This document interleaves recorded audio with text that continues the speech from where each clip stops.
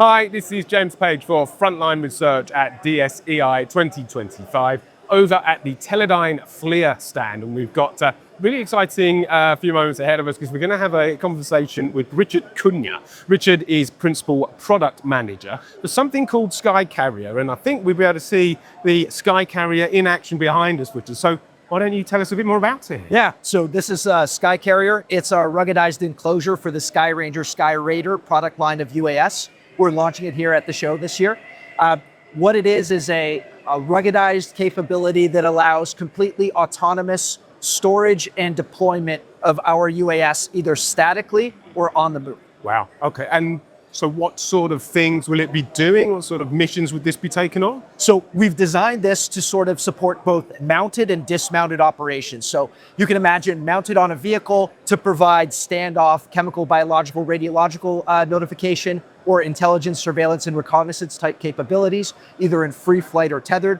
Similarly on a vessel or small boat on the water at speed, or to protect critical infrastructure. So you can imagine protecting a border or a power plant, refinery, data center to provide as part of a holistic security solution. So it's got a pretty broad range of applications. 100%, and it sort of mirrors the flexibility and architecture of the UAS that it supports. Okay. So ours is a multi-mission platform that's used for everything from active targeting of targets all the way through mapping and chemical biological sort of recognition, signals intelligence, electronic warfare type applications. So this enclosure will support all of those mission sets, but allow it those missions to be done at speed, even when a human is sort of nowhere near the asset. Okay. It looks very impressive here on the stand at DSEI, but you've been taking it out. This has been tested. How's it performing? We have, yeah. So we've been testing it on ground and maritime vehicles for the last 2 years. Obviously, moving applications are the most challenging. On the ground, landing and taking off on the ground statically is easy. Doing it at 50 kilometers an hour or 30 miles an hour on a small boat, much more challenging. So this unit behind us has been tested recently off the coast of Alaska, in the North Sea, in the Gulf off the coast of the US, as well as on various ground vehicles, both in Europe and North America, and has performed quite well. Okay, great.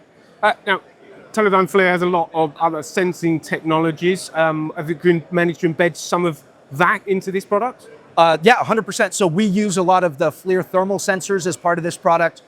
We also use a lot of FLIR components, IMUs, that sort of thing. And then obviously, there's a host of software and hardware technologies under the hood that support a whole ecosystem.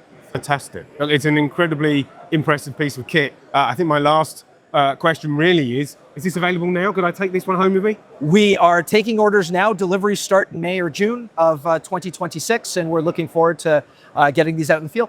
Wow. Well, it's an incredibly impressive piece of kit, and we're very pleased you had some time to talk us through it, Richard. Thank you for talking to FrontLine Research.